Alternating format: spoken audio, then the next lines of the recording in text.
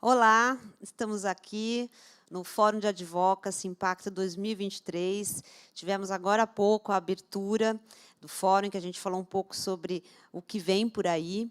Em primeiro lugar, antes de começar, agradecer a todos que nos ouviram, né, no último debate, mas também a todos os nossos apoiadores, né. Em primeiro lugar, a FAAP, queria agradecer.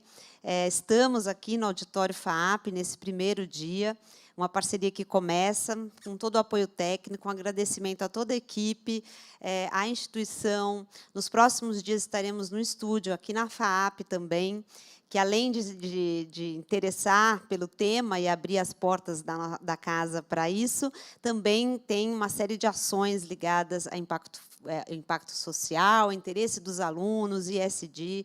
Então, agradecimento enorme à FAAP.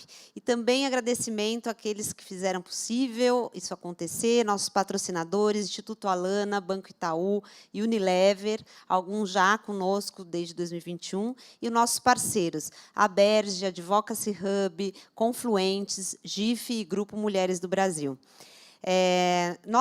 Nesse fórum, a gente vai falar sobre advocacy. Começamos, né, a abertura com uma provocação, né, que nos sentimos impotentes em trazer mudanças. E por que isso ocorre, né, e como a gente pode mudar? E uma dessas formas é influenciar o poder. E a gente olhou um pouco para poder, né? O poder ele é formado de coerção, autoridade, é isso que a gente lembra, mas é também sinal de influência, persuasão, e assim se consegue exercer esse poder.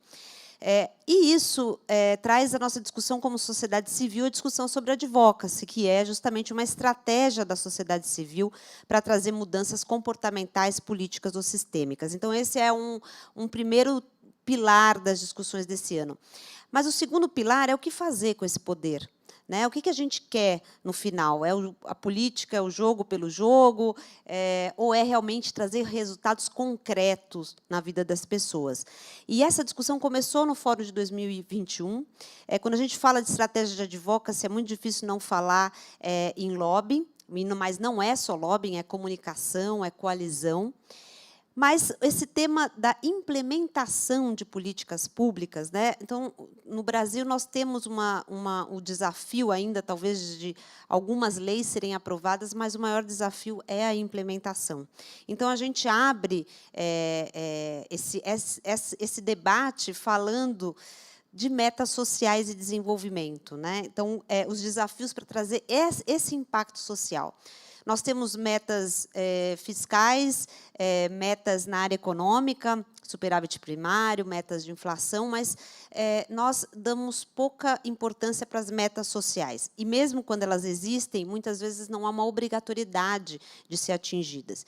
Então, essa discussão também leva a sociedade civil a perguntar como que ela pode tentar influenciar a implementação. Primeiro, muitas vezes, em algumas causas, colocar metas sociais.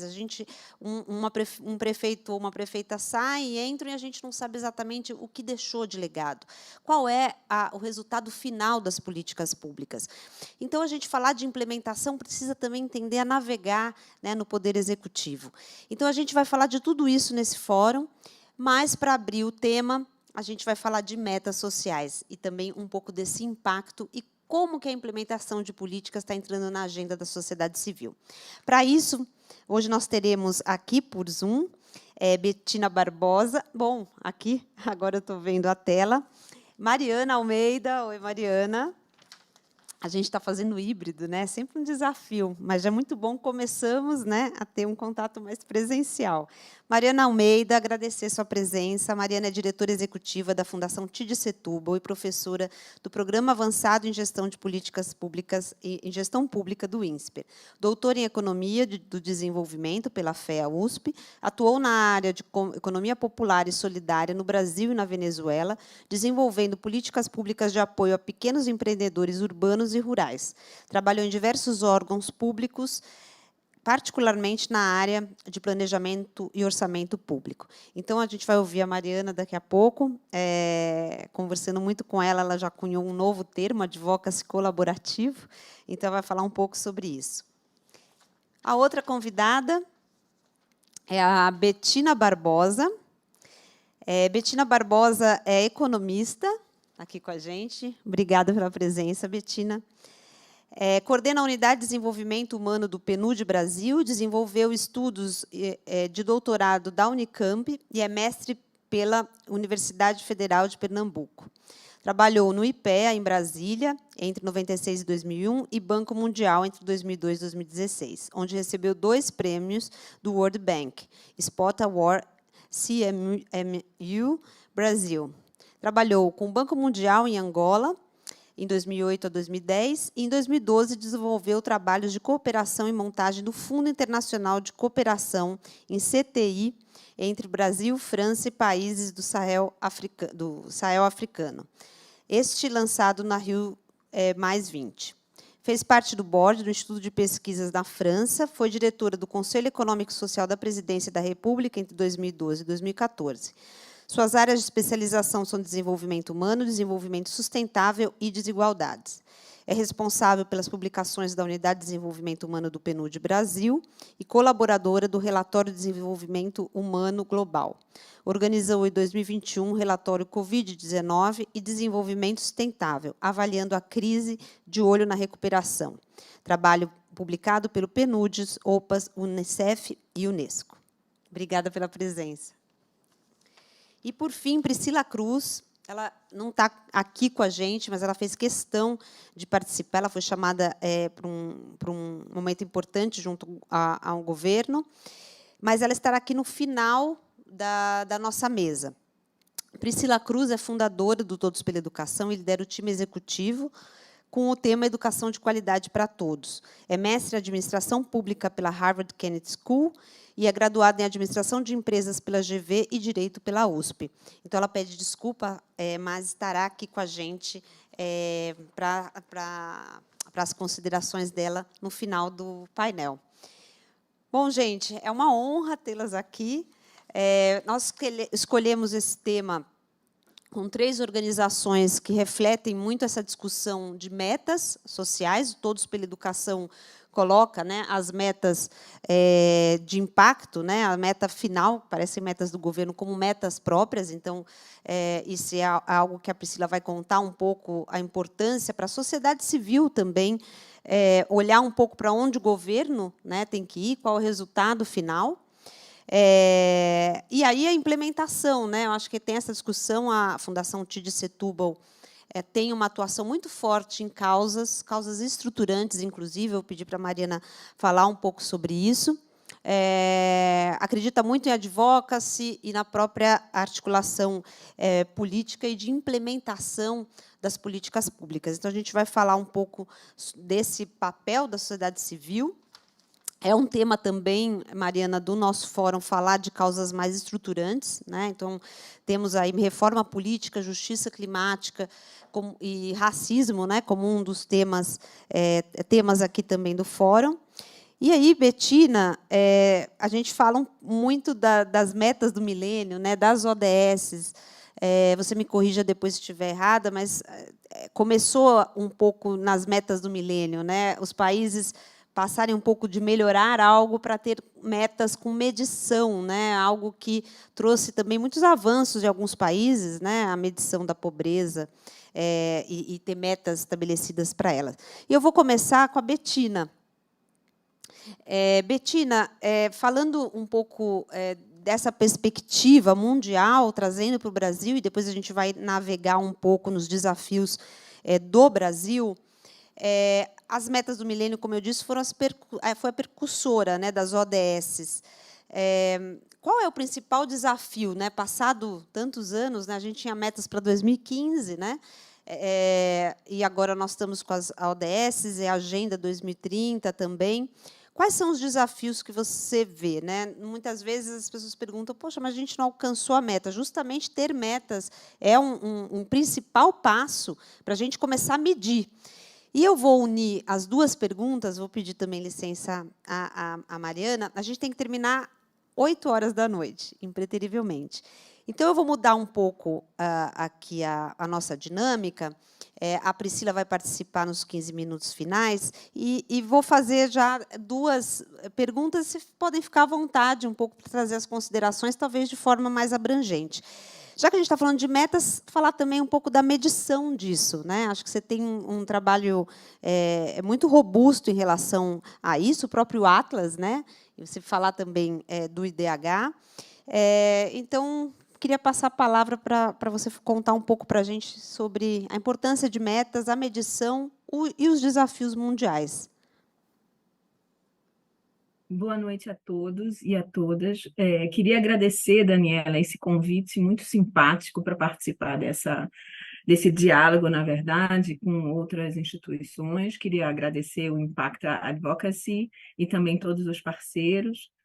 Agradecer também a Mariana, que está aqui, que vai debater comigo alguns temas. E queria trazer para vocês um pouco a ideia de exatamente aonde nós estamos e de que forma o sistema das Nações Unidas, e particularmente o PNUD, se enquadra, tá certo, num conjunto de observações e de ações para fazer com que a Agenda 2030 caminhe.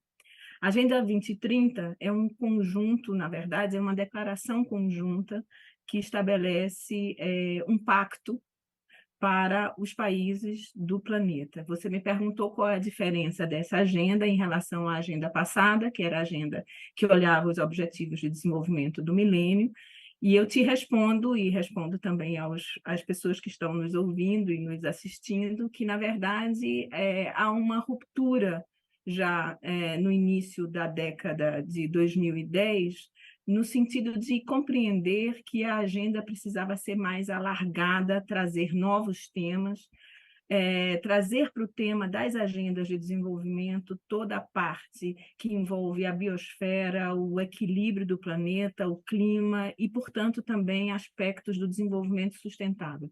A agenda anterior, a Agenda de Desenvolvimento do Milênio, era uma agenda centrada, sobretudo, em avanços, objetivos, metas, tá certo? E indicadores sociais. Então, nós passamos agora a integrar a essa agenda aspectos físicos, tá certo, do planeta, sobretudo aspectos que nos preocupam com relação a padrão de energias renováveis, a questão da sustentabilidade das florestas, do meio ambiente, a questão da resiliência às mudanças climáticas, a questão também de como preservar as fontes de água do planeta e ter um equilíbrio que seja mais amplo e colocar os humanos como parte do equilíbrio do nosso ecossistema e não a parte desse ecossistema.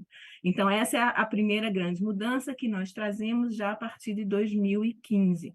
E você me pergunta quais são os principais desafios, tanto nacionais como globais, e eu já considero aqui que o PNUD é a agência do Sistema das Nações Unidas que traz um conjunto robusto, não só de ideias, mas também de métricas, no sentido da gente poder acompanhar esses avanços e também medir as dificuldades.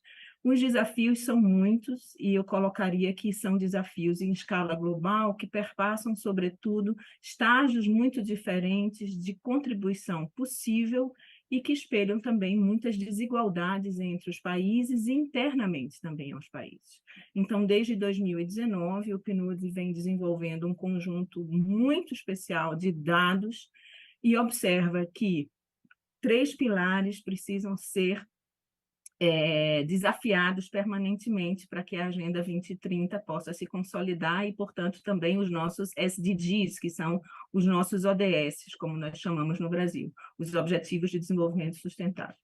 Nós sabemos já que o problema das desigualdades dentro dos países e entre os países é um pilar muito preocupante, tá certo?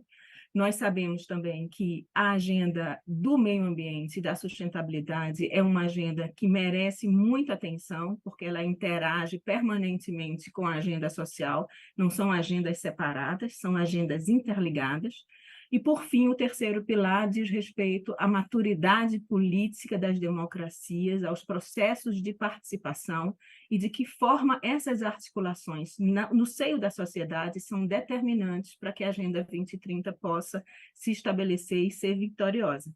Então, eu já te respondo nesse sentido, digo que o PNUD Brasil, sob a minha coordenação, tem o Atlas do Desenvolvimento Humano, que é uma plataforma de dados com quase 400 indicadores. Esses indicadores, eles observam o território brasileiro, desde a escala intramunicipal, desde os bairros, até a escala nacional. É um conjunto de dados que são todos de fontes oficiais brasileiras. Nós não trabalhamos com dados que não sejam chancelados pelo próprio país, pela própria Autoridade de Estatística Nacional, tá certo? Isso é muito importante também, esse diálogo. Nós fazemos esse diálogo também com um conjunto de instituições. A plataforma ela é suportada, apoiada pelo IPEA, e ela tem uma forte colaboração da Fundação João Pinheiro, em Minas Gerais, e do IBGE, que é a Autoridade Nacional de Estatística.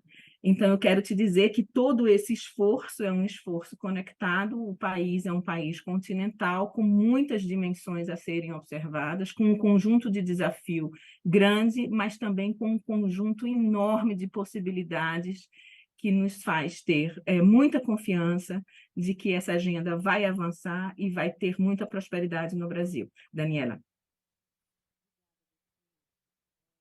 Esse panorama é muito importante, né? O PNUD tem essa agenda do desenvolvimento e o conhecimento, a pressão internacional e a colaboração com dados, inclusive, né? Sem dados a gente não faz política pública, né? E é algo que já dá uma dimensão, né, do desafio da implementação que nós vamos começar a detalhar aqui a partir de hoje. E aí, Mariana, te chamando para a mesa, nesse sentido, com esse desafio que nós temos, né, de metas, claro, é uma tentativa de levar os governos, né, eu acho que as Nações Unidas também têm esse propósito, né, levar o país a navegar com melhores políticas públicas. Como fica o papel da sociedade civil em tudo isso, né? Nós temos uma tradição muito de atuação no legislativo, né, e o desafio de atuar no executivo. No final do dia, é o executivo que vai fazer que as políticas sejam implementadas, e uma boa implementação nos leva a atingir indicadores finalísticos, né, melhorar esses indicadores e atingir as metas. A gente falava na mesa de abertura que hoje já há alguns desafios, né, desde o legislativo, com emendas, né, atuando na política pública em si, né, temos aí desafio de gestão. Eu vou falar também um pouco, você talvez unir os dois temas. Então, qual é o papel, como é que você vê, né? A fundação é uma fundação que entra em política pública, inclusive local, entra em temas estruturantes e transversais, como desigualdade, e conhece bem os desafios da implementação. Queria que você falasse um pouco sobre isso e contasse como são os desafios até internos que vocês têm nesse momento do país. Oi, Daniela, obrigada pelo convite, né, para estar aqui. Já falou aí um monte de coisas super interessantes, daria onde já fiquei aqui inspirada a falar um monte de coisa antes de poder discutir. Então, muito obrigada pelo convite, obrigada enfim, a todos os patrocinadores, a todo mundo que fez isso aqui possível. Prazer, Betina, poder dividir aqui com você.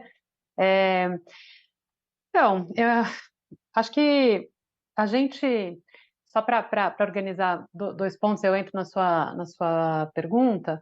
Acho que a Fundação Tito Setúbal, para a gente, é muito, muito nítido, muito bem definido que o terceiro setor, que nós, como organizações aí né, da sociedade civil, a gente não consegue realmente efetivar a grande mudança, né? Assim, como é que vai mudar realmente a sociedade como um todo? O papel do Estado ele é fundamental, você está dizendo aí, por isso que a gente está discutindo advocacy. Isso para a gente está muito dado. Porque a partir do momento que isso é dado, falam, ok, então o que eu preciso que esse Estado faça e qual que é o meu papel dentro disso? O que eu tenho de diferencial para oferecer para essa máquina pública para que ela possa entregar mais, né?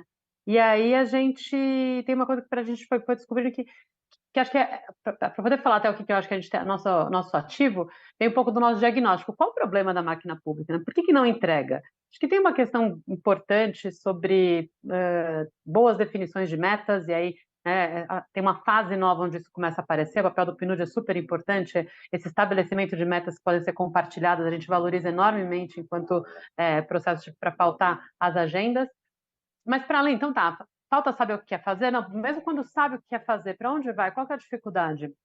E aí vem esse tema da implementação, que tem diversas camadas, né? Entre essas camadas tem uma questão do tempo, só para localizar. Por que do tempo? Porque, do nosso ponto de vista, algumas das agendas mais importantes e significativas no caso do Brasil, um país de enormes desigualdades, e a gente trabalha com as desigualdades tal como elas se manifestam no espaço, né? Desigualdade socioespacial, intramunicipal, que a Bettina falou também dos dados intramunicipais, são muito difíceis de existir, inclusive é difícil de conseguir trabalhar nesse nível, e é onde a gente acha que é o ponto mais estratégico para se trabalhar as desigualdades. Mas se eu pensar em desigualdade, eu não soluciono a desigualdade em 4 anos. Isso, às vezes, eu preciso afirmar isso. Conversando um pouco mais pode ser óbvio, mas assim, não é. Então, eu não vou conseguir resolver tudo, né, para fazer uma virada completa de chave com uma solução, um atingimento pleno de metas, com um governo, né? E o poder público, ele trabalha num sistema de tempo, que é o tema de um governo, e normalmente o gestor em si com menos de um governo. Você pensar quanto tempo dura um ministro, quanto tempo dura um secretário, quanto tempo... os tempos são muito curtos dessa gestão. E a gente, para conseguir pegar uma meta, construir uma estratégia de entrega de meta e manter projetos e uma máquina andando através dela, eu preciso de tempo. E a gente começou a trabalhar, bom, às vezes a sociedade civil tem um ativo importante que é o tempo. A gente tem tempo, a gente pode pegar a gente consegue manter a pauta pública, às vezes, né, apegada à meta e trazer os objetivos e ajudar na organização da máquina pública, porque a gente vai continuar. Mais do que quem vai entrar e sair, né? A gente, junto com a burocracia, obviamente, mas tem o pensar, o Estado criou a burocracia para poder lidar com isso, mas a gente vê que ela tem muita dificuldade, né, de fato, exercer esse papel. Também isso vai uma longa discussão. Dito isso, o que a gente começou a falar? Bom, se a gente consegue acompanhar, que eu faço? É demandar mais as metas? É demandar, tem um papel da sociedade civil para isso, mas a gente se localizou nisso que eu comecei a conversar com você em outro momento sobre o tal do advocacy colaborativo. Acho que é ajudar a máquina pública, quando ela entra, no tempo que ela for ficar, que talvez não seja suficiente para implementar plenamente a estratégia para atingir aquela meta, como é que a parcela do que é feito naquele momento, ela contribui nesse projeto mais longo e acerta mais e mais rápido. E aí vai 100% para a implementação. Aí o nosso papel é assim, como é que a gente pode, cobrir gargalos, entender as dificuldades de processo, errar mais, contratar, ajudar em contratações, em processos sérios para poder ajudar essa máquina a acertar mais, né? Talvez colocando um exemplo prático aqui, uma coisa que a Fundação Tite Setúbal faz, a gente trabalha com regionalização do orçamento público, né? A gente defende a importância do dado orçamentário nesse nível submunicipal. Isso exige criação da informação, né? Além de você precisar acompanhar, eu preciso que gestores da máquina pública consigam dar essa informação, porque ela não nasce do nada. Eu preciso que, quando eu vou gastar o recurso, eu preciso indicar para onde ele vai, e isso tem um processo, né, técnico de definição metodológica e tal. E a máquina tem dificuldade de mudar seus processos, né? O que, por exemplo, a gente fez? Vamos criar um prêmio da sociedade civil. A gente fez um modelo aqui para a cidade de São Paulo, né? Que foi o prêmio Gasto Público Tem Endereço, onde a gente propôs que as diversas áreas das secretarias, né? Os CAFs, né? As Coordenadorias de Administração e Finanças, se inscrevessem num prêmio, né? Que era aberto, para a secretaria que mais conseguisse regionalizar, que mais aumentasse o nível de regionalização dos seus dados de orçamento, a equipe que mais fizesse isso ia ganhar um prêmio, que era visitar uma cidade, fazer uma viagem visitando uma cidade, que é uma cidade que tem um bom histórico de regionalização do orçamento. E aí a gente podia fazer um trabalho tanto de viagem, enfim, com conhecimento, ampliação do conhecimento, uma coisa meio fora da caixinha para o servidor público, quanto ao mesmo tempo criar um sistema de incentivo para uma política que demora para pegar, que exige mudança de processo, nem todo gestor que entra está comprometido com isso necessariamente, ou vê o valor exato nisso, então ele vai e vem em termos do incentivo. Então, como é que a gente envolve esses técnicos para que isso faça parte, que essa metodologia pegue e mude a máquina? E foi bem interessante, a gente já está na segunda rodada desse prêmio aqui em São Paulo.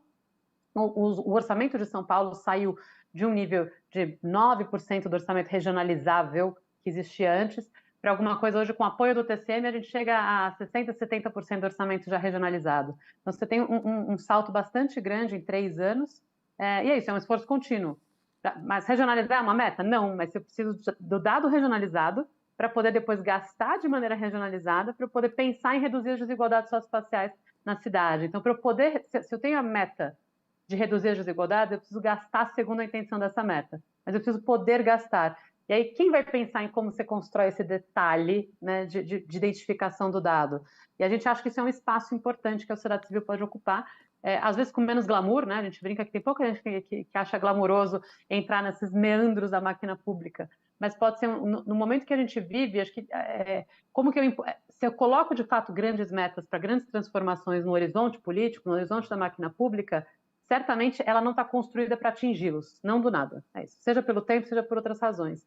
Então, eu vou ter que mexer essa máquina. E acho que o papel da sociedade civil pode estar aí também. Do mesmo jeito que ela avança nas pautas, na agenda, ela também poderia, né, tentar se colocar um pouquinho nesse lugar de entender como é que a máquina também muda, como é que as pessoas que estão ali mudam seus processos e comportamentos, que não é propriamente simples. É isso, por enquanto. Eu gostei muito quando você falou que o papel da sociedade civil é para que a gente, né, para andar mais rápido.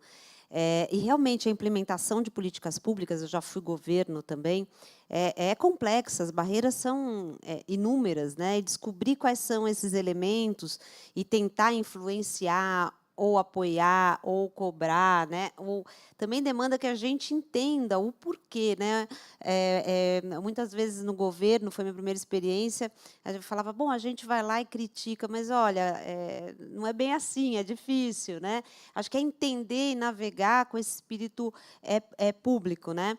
Lógico que a pressão é também a grande característica, né, da sociedade civil, que é fiscalizar, e existem muitas formas. Algumas organizações, né, são mais de apontar os erros, né, outras, eu acho que a gente também está discutindo aqui. A gente pede mudança, mas muitas vezes não senta na mesa para conversar, né, junto com o governo. E governo não é ninguém que pôs lá de Marte, né, somos nós. Então, também isso com o executivo, que tem uma escala impressionante, né, de poder fazer, e eu acho que é o desafio do Brasil e talvez do mundo, né. No último fórum a gente falou com o Michael Barber, que fez a Delivery Unit de Tony Blair, e ele falava, não é aqui, não é só aí, a implementação é um grande desafio, né, e talvez não seja tão sexy, né, como você falou, né, tem meandros. E aí, Betina, eu vou te fazer uma pergunta, né, Mariana trouxe por que não entrega, né? Quais são essas barreiras, né? O que você vê no mundo, Betina? Quais são aqueles pontos que os governos têm dificuldade, né, de entregar? Quais são aqueles principais desafios? E talvez falar um pouquinho da governança, né, que é esse processo de se organizar para entregar. Você pode elencar alguns pontos que você vê que são comuns nos países, alguns que são mais específicos do Brasil, porque isso fica mais claro para saber também onde a gente pode incidir, colaborar, né, por meio do advocacy.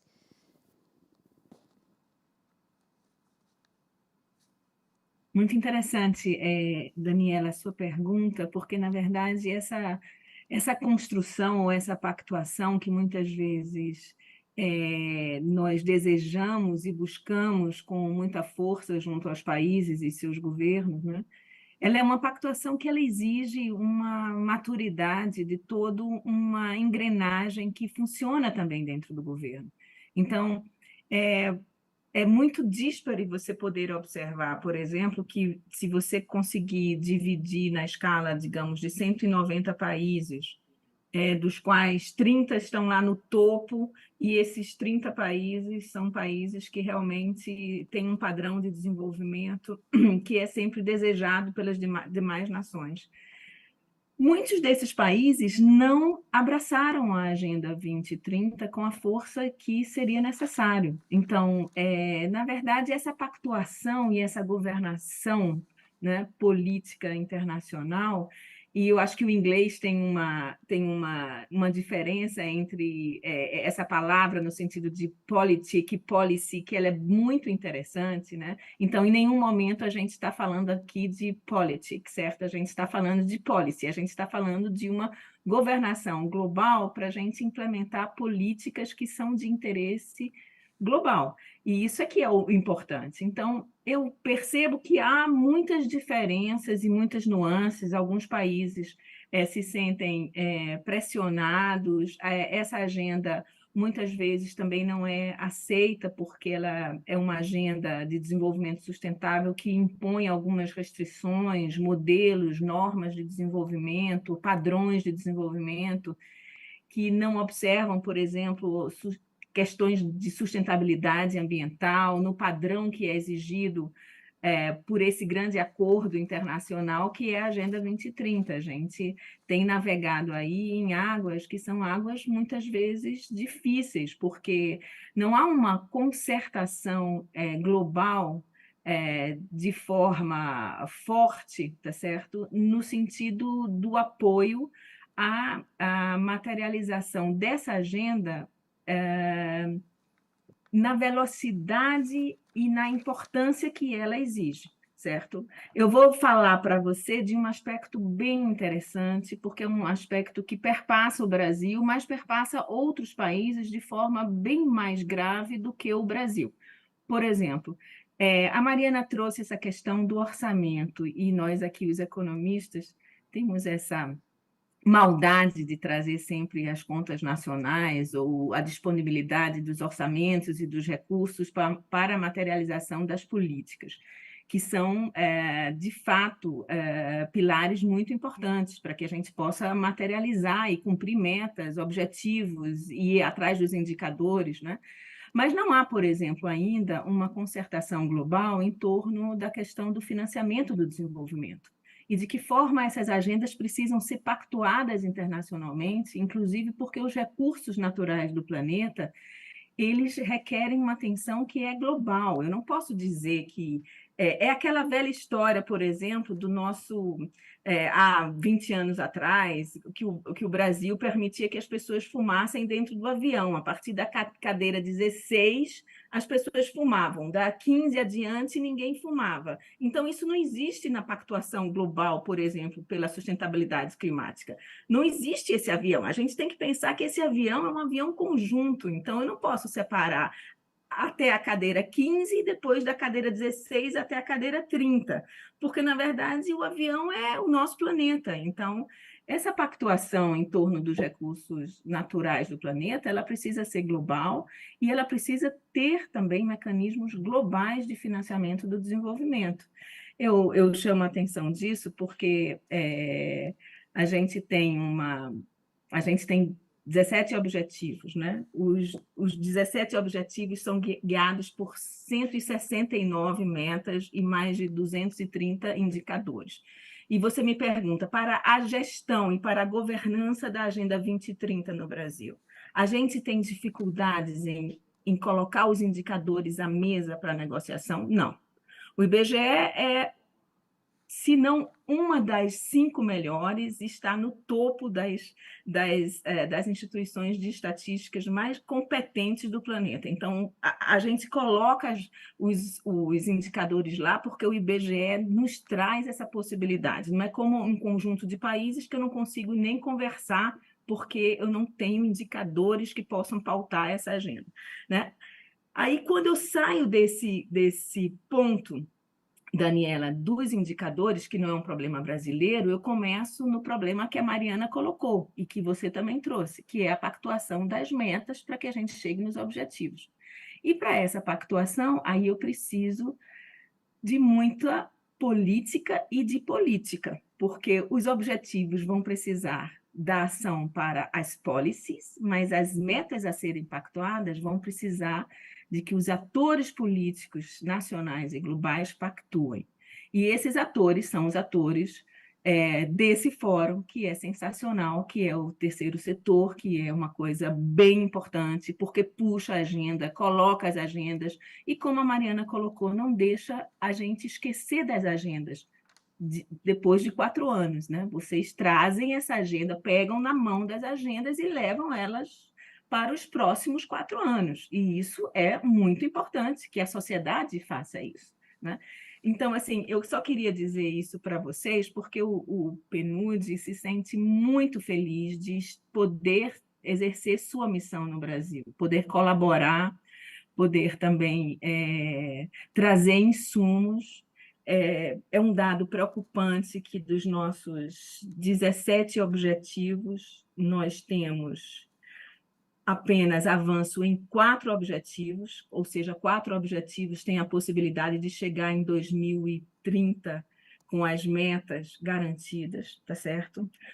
5 objetivos não devem chegar, mas estão na briga para chegar.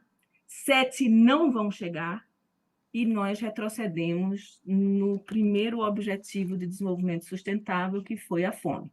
Então, um país como o Brasil, classificado pelo Banco Mundial como um país de renda média alta, tem uma agenda com alguns desafios pela frente, e se depender de nós, do PNUD, nós temos a imensa satisfação de poder colaborar com o país, com os governos e também com a sociedade civil, para que a gente possa avançar. Quero só fazer mais uma observação, que foi a observação desse grupo de trabalho sobre o trabalho que fizemos, esse relatório que publicamos sobre a Covid-19 no Brasil, e também olhando parâmetros internacionais. As conquistas são lentas, são de difícil pactuação e exigem muita maturidade, tá certo, para se colocarem, se firmarem.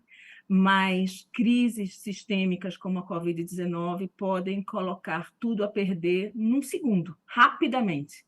E isso é algo muito grave. Eu só queria terminar minha intervenção colocando aqui um dado que nós trabalhamos no nosso relatório, que entre 1980 e 2019, o Brasil avançou 4 meses na expectativa de vida anual, ou seja, cada brasileiro, neste período, ganhou 4 meses por ano de expectativa de vida. Entre 2020 e 2021, a cada mês nós perdemos 4 meses de vida, ou seja, entre 2020 e 2021, os brasileiros, eu, Mariana, você, nós perdemos 4 meses de vida durante a crise da Covid-19. Isso é um baque muito grande para um dos objetivos de desenvolvimento sustentável, para o cálculo do IDH brasileiro, e que nós conseguimos superar agora, já a partir de 2023. Mas eu só queria chamar a atenção desse ponto, no sentido da conquista de alguns goals, como nós chamamos, né, de alguns alvos que são importantes para o desenvolvimento, e de que forma esses alvos precisam muito da mão da Mariana para continuar sendo alvos importantes, ou seja, o que o terceiro setor pode fazer por nós e pelos países. Muito obrigada, Daniela, pela sua pergunta. Obrigada a você, Bettina. Acho que você falou aqui, né, do retrocesso. Você lembrou bem, nós retrocedemos, né, em alguns indicadores importantes. Esse da fome é uma vergonha, né, para o país. Eu acho que é por isso também falar de metas e a gente ter esse objetivo e exigir do governo e de todos nós que a gente alcance, porque tem algumas coisas que a gente não pode mais tolerar, né? Não é possível a gente ter situações de fome, né, ainda no país em 2023, e que retrocessos podem acontecer. Para quem está nos assistindo, quando a gente fala de metas, parece algo tão distante, mas não é, né? Na verdade, a gente faz metas para o que a gente quer alcançar, e nós, como sociedade, também temos que ver para onde os países estão indo, né? Então, acho que é um exemplo ter as metas do milênio, as ODS, para que os próprios países também colocam. A gente, às vezes, elege um prefeito, uma prefeita, não sabe se ele foi bom ou ruim, a gente acha, né? Mas qual é o resultado final, né? E esse resultado tem que se passar de governante para governante. Então, você tem lá, temos que abaixar a fila, o tempo de espera numa consulta. Essa tem que ser a meta final, não é quantos hospitais, né? Que a gente olha, gosta muito de ver isso. Então, a meta é para isso, né? A gente falar de meta parece que agora, a questão já é ótimo se comprometer, Bettina lembrou bem, o país se compromete. Agora, o desafio é a implementação. E acho que a sociedade civil tem um papel fundamental, e falar de política também, ia dizer isso. Mas também, uma coisa que nós discutimos é o papel da sociedade civil, às vezes com críticas também, para tirar alguns dogmas, né? Por exemplo, o que eu ouço de gente falando mal do IBGE, Né? Na sociedade civil, exatamente, é uma das instituições, né, sem dados, há países que não têm dados. Né? Então, a sociedade civil, quando eu falo navegar também no executivo, é entender isso e tem que estar preparado, eu sempre falo, você quer fazer advocacy, quer fazer influência, é como se tivesse a caneta na mão. Pensa como se tivesse a caneta na mão, né? Se a gente tivesse lá, o que precisa acontecer? Tem que entender política, tem que ouvir as pessoas, tem que ser tem que ter diálogo, né? E aí eu vou passar para Mariana, para continuar até, Mariana, no que você já provocou aqui, a Betina falou, e com o olhar da sociedade civil, que a Betina falou que é tão importante. Eu acho que você falou, tocou em pontos aqui fundamentais, você falou sobre orçamento, indicadores, como é difícil também, como você pode trabalhar e colaborar com o governo, mas, ao mesmo tempo, a Fundação sempre manteve, né, uma atitude, né, de não abrir mão de princípios, né, e de pautas que, às vezes, não são tão confortáveis, né, como falar de desigualdade. Se falar de desigualdade, tem que falar de orçamento, tem que falar de sistema tributário. Nós somos o país que somos pelo sistema tributário. As pessoas são mais pobres, pagam mais imposto que os mais ricos, por exemplo. O que mais você falaria, do ponto de vista da sociedade civil, e para justamente ajudar nessa agenda que a Betina nos traz, que seriam pontos de atenção e de aprendizado para navegar na implementação de políticas públicas? Eu acho que tem isso que a Betina trouxe do policy, do politics, é legal para a gente debater, porque, assim, eu acho que tem espaço para vários tipos de atuação, né? O que você falou antes, assim. Então, é muito importante uma agenda mais de reivindicação para segurar alguns princípios mesmo, porque também não está dado. Inclusive, a desigualdade, às vezes, tem muito mais gente hoje falando que é importante combater as desigualdades, mas isso não necessariamente é um dado, né? A gente já ouviu o contrário em outros momentos, então tem um debate dentro da política e das agendas que permanece como fundamental.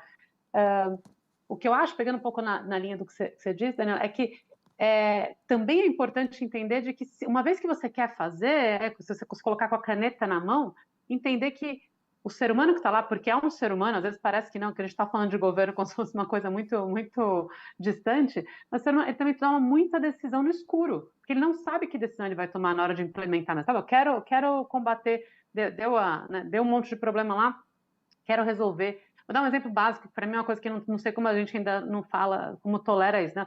Questão do saneamento básico no Brasil.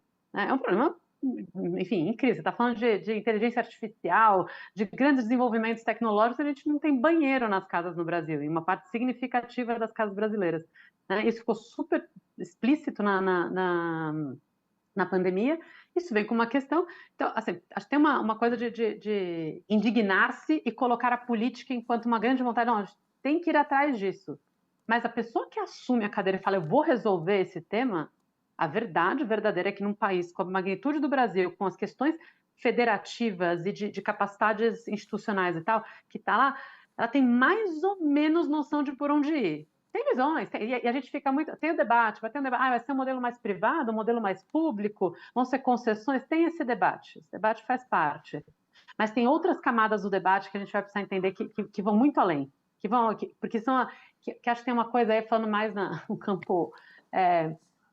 A sociedade civil tem que entender isso e entender que daí cabe a todos nós se apegar às agendas e entender que no processo de implementação, uma coisa que talvez a gente esteja tentando fazer é fazer com que todo mundo envolvido na política pública seja capaz de querer cuidar daquela política pública ao longo do tempo. Né? É isso, indignar-se com a pauta e cuidar de cada pedacinho dela depois para fazer acontecer. Como é que eu faço cada processo realmente se transformar? Como é que eu cuido, enquanto servidor, do que eu já falei, né, do preenchimento do orçamento, que isso vai fazer diferença? De fazer um bom contrato, de não deixar passar uma coisa mais tempo. Né? Eu brinco, quem está na máquina pública, em geral, está num trem em alta velocidade, levemente desgovernado. Assim. Toda vez que você entra, parece que são sempre muitas agendas, o tempo inteiro aparece uma coisa nova, você está lidando com 1000 ações, e você, às vezes, muitas vezes, você perde a noção mas o que é que eu preciso fazer mesmo? Qual que é a prioridade? O que vai aqui e ali? Eu acho que se a sociedade civil entende a complexidade de quem está lá e ajuda a puxar um pouquinho essa prioridade,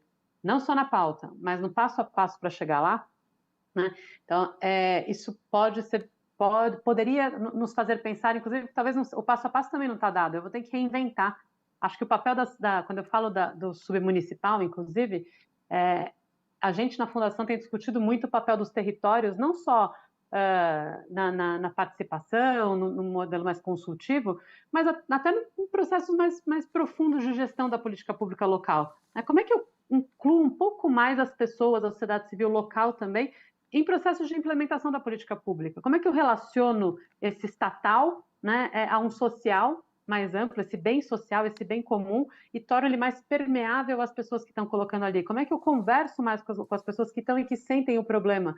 É uma virada de falar, bom, talvez eu vou ter que repensar a forma que o Estado está estruturado mesmo, né? Então não é só entender para fazer de maneira eficiente, é entender para estar disposto a reinventar, né? E acho que essa reinvenção não é só nas pautas, é fundamental que seja nas grandes pautas, mas é também na forma de fazer, no método, né? Quando a gente discutiu muito democracia no Brasil, né?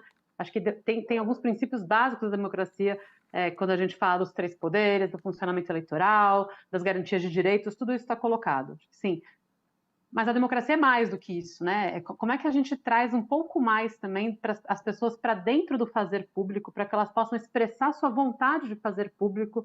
A gente acredita que as pessoas querem ajudar na criação de soluções locais, querem ajudar na criação de soluções de sua vida, tem interesse. A gente viu na pandemia muitos casos principalmente em bairros também de periferias, as pessoas indo lá e querer fazer. Como é que a gente dá espaço para isso, né? Como é que a gente institucionaliza sem matar isso, né? Porque às vezes você institucionaliza e você perde essa beleza do ímpeto, né, das organizações locais. Mas como é que eu assumo modelos de gestão que são mais porosos a novidades do ponto de vista da participação e das pessoas que também constroem o fazer público, né? Acho que essa é uma agenda mais ampla, e acho que a sociedade civil pode não, é ela daí que constrói isso, é ela que vai colaborar, ela é o sujeito mesmo dessas novidades, mas esse entender talvez essas dificuldades de implementação mesmo, conhecer mais, cooperar em relação a essa implementação para construir junto o processo de mudança, porque não vai ser mais incremental, mas nesse incremento, como é que eu vou fazendo de modo a manter de novo, esse ímpeto de que tem que acelerar. A gente tem que estar indignado com o que não se alcança, tem que acelerar muito, mas tem que acelerar sabendo que as soluções são coletivas, não vai ser um culpado, um ali, um aqui, é uma concertação global, né, Bettina, que a Bettina falou, de tomada de decisão, mas também uma concertação global na criação de soluções, né, na criação e implementação de soluções, porque elas são desses diferentes níveis e acho que tem um espaço bem amplo para a gente tentar fazer. Sei que às vezes pode parecer meio aérea até nesse tipo de coisa, mas é isso, se inspirar nos locais, ver o que foi feito na pandemia em algumas localidades, ver como é que isso aqui, essa resistência que existe pode virar solução, pode acelerar, olhar o copo meio cheio e se inspirar para transformar ele daí em novas formas de fazer, do fazer público e do fazer social, assim, que vão além dessa máquina lá, a sociedade civil aqui, vamos lá cutucar e ver o que vem, mas vamos mexendo nisso junto. Então, pouco respondendo a essa sua difícil pergunta, seria algumas das minhas ideias. Obrigada, Mariana. Eu vou pedir desculpa porque Priscila ficou presa num evento com a vice-governadora em Fortaleza. Ela pede 1000 desculpas porque realmente ela tentou de todas as formas. Ela não pediu, não, espera, eu vou conseguir. E pedir desculpas, mas a gente arranja um jeito de ouvir a Pri em algum momento, mas ela queria que eu passasse aqui a vocês e a todos que nos assistem. Uma discussão, eu vou realmente, a gente tem pouco tempo para encerrar, então eu vou fazer a última provocação e deixar para as considerações finais, cada uma, a gente tem que encerrar às 8h.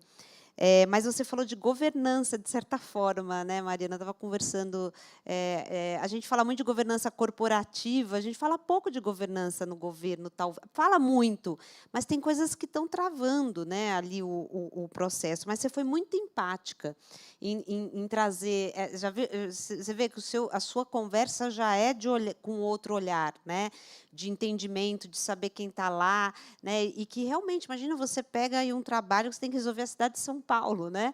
É realmente algo que às vezes é muito solitário, né? Eu vivi muito isso também na pele. E a gente vai falar numa mesa mais para frente quais são as barreiras de implementação da política pública. Estudar um pouco o tema é bom, né? Tem desde não ouvir quem faz a política na ponta, tem, às vezes, falta de vontade política? Tem, mas tem barreiras técnicas, tem, às vezes, falta de dados, falta de dinheiro, né? Então, essa discussão da governança, e aí eu queria passar para vocês, para as últimas considerações sobre governança, e colocando só um ponto a mais, que eu sei que não vai dar para falar agora, que é como fazer tudo isso combatendo as desigualdades, né? Que aí é outro ponto. Quando eu estive na secretaria, a gente colocava critérios técnicos e pontuação para saber quem ia receber mais recurso na cidade, né, nas nossas políticas. Há jeitos de fazer concretamente, né? Então, talvez isso também tenha que estar na agenda da governança, né, de fazer a política olhando a desigualdade, né?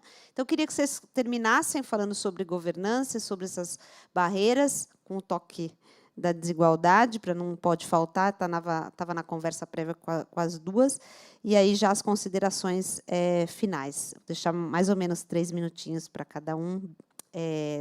Quer começar a Betina e depois Mariana?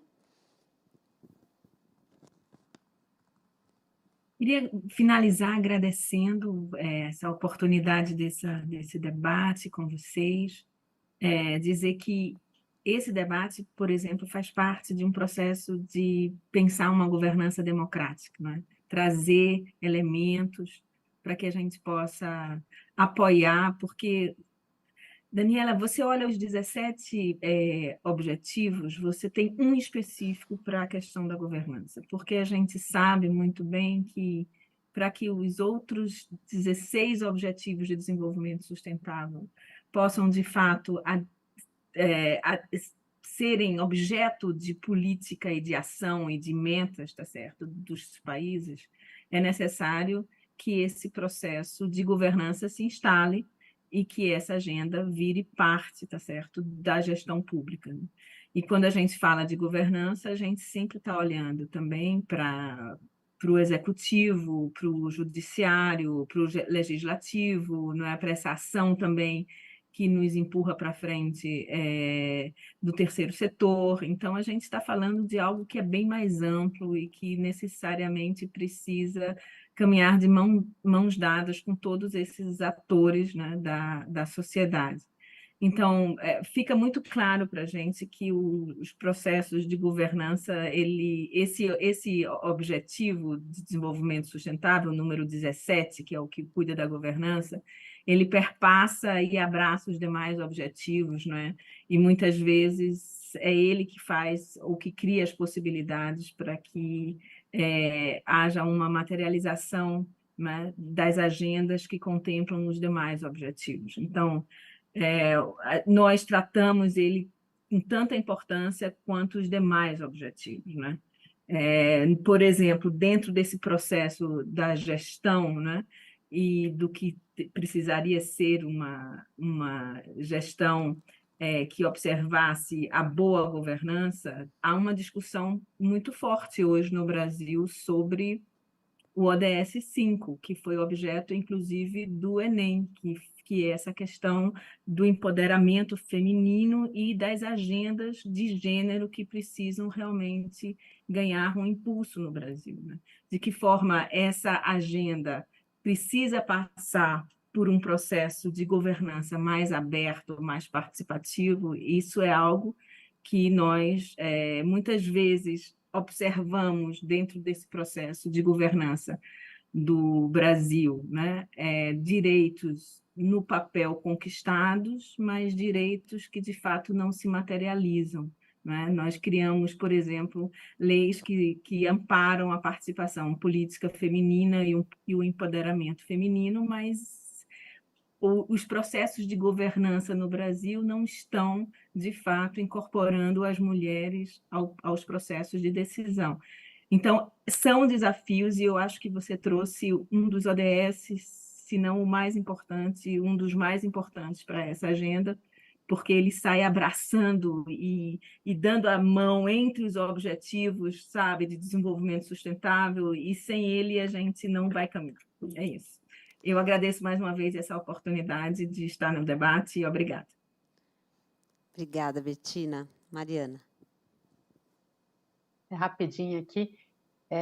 Acho que quando a gente entende desigualdade como desigualdades, né, na fundação. Então, as desigualdades elas são diversas e elas elas se reforçam, né? Então, quando eu falo, por exemplo, no território, né, uma região que tem maior situação de vulnerabilidade, não é só um problema de renda, né? É a renda, a educação que tem uma qualidade pior, a mobilidade que também não tem tanto acesso, a habitação, é o saneamento, e uma vai piorando e dificultando a outra, né? Então, para a gente, quando a gente fala então, de tentar atuar frente às desigualdades, é também falar de atuar dessa maneira mais integral, integrada, né? De falar assim, eu preciso ser intersetorial, eu preciso preciso responder para esse conjunto da vida, né? Não é acabar com as desigualdades simplesmente redistribuindo a renda. Na situação que a gente chega é redistribuir a renda e repensar como que a desigualdade está se manifestando nas várias esferas, né? Por exemplo, na esfera de gênero, na questão racial, né? Até, né, esse painel não tem nenhuma pessoa negra, a gente já nem se surpreende, porque isso isso sempre se manifesta, né? Então, isso aí não é uma crítica, né? Estou comentando aqui um pouco, porque a gente sempre tem que lembrar dessas coisas. A gente fala que as desigualdades elas se reproduzem de maneira silenciosa, né? Quando a gente foi ver, pum, ela está lá. Então, para cuidar disso, para você ir à frente, acho que de um lado tem que trazer, entender, é uma coisa muito o tempo inteiro presente, vamos ter que combater as desigualdades, mas o outro é agir de uma maneira muito diferente que traz o tema da governança. Eu preciso de ser intersetorial e aí eu preciso repensar toda a estrutura pública como está pensada, aliás, pública e da nossa cabeça. A gente é muito setorializado, né? É a cultura, é a educação, é a saúde. Quando vai para mesmo a estrutura de conhecimento foi estabelecida assim. Em algum momento do nosso desenvolvimento quanto civilização, a gente precisou especializar, aprofundar, isso que gerou alguns booms de desenvolvimento.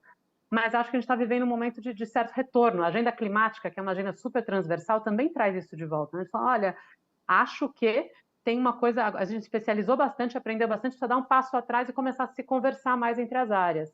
E isso também não é simples, mas isso para mim é um dos grandes desafios agora, criar modelos de governança que permitam essa coexistência e a capacidade de tomar decisões integradas, onde você consegue pegar as diferentes áreas de conhecimento, colocar para dentro com a justiça social e a redução das desigualdades ali como teu mote, e falar, vamos junto tentar resolver isso, porque cada um dentro do seu pedacinho parece que vai ser mais difícil. Então, essa chacoalhada, sociedade civil, mais poder público e as várias áreas, eu acho que é talvez alguns dos sinais para a gente ouvir em termos de novos modelos de governança para a área pública também. Como é que eu reorganizo a tomada de decisão pensando nos impactos transversais, porque as desigualdades elas são transversais, e a gente, para conseguir correr atrás de todo o tempo perdido, a gente vai ter que conseguir fazer essa melhor relacionamento aí entre os vários saberes e as várias áreas de atuação. E agradecer, né, por estar aqui. Super obrigada pela oportunidade aqui no minutinho das 8 horas, ainda entregando aqui às 8 horas. Não, é pouco tempo, né? A gente vai ter que criar um grupo aqui de discussão. Mariana, a Bettina, foi magnífico. Assim, acho que a visão das duas, eu acho que é um tema que realmente a gente vai precisar ter outras. Queria eu agradecer demais a disponibilidade de vocês, aprendi também muito aqui. Vamos encerrar, né? A gente está aqui na FAAP, já agradecendo a FAAP pela acolhida, toda a equipe técnica. Nesses 2 dias a gente vai estar aqui com muito interesse, né, e impacto em discussões sobre desigualdade, tudo que tem a ver com política pública. Então, agradecer demais, agradecer a vocês, pedir desculpas em nome da Priscila, agradecer também os nossos apoiadores, a Instituto Alana, o Banco Itaú e Unilever, que são nossos patrocinadores e ajudaram a pôr de pé o evento, a Aberge, Advocacy Hub, Confluentes, GIF, Mulheres do Brasil, Grupo Mulheres do Brasil. Então, queria agradecer a vocês que ficaram até aqui. Amanhã nós começamos, inclusive, Mariana e Bettina, com o tema de implementação, com o Ricardo Henriques, e uma mesa à tarde também, com especialistas também em implementação. Você vê que esse é o tema mesmo do fórum. Muito obrigada, muito boa noite, e vejo vocês amanhã.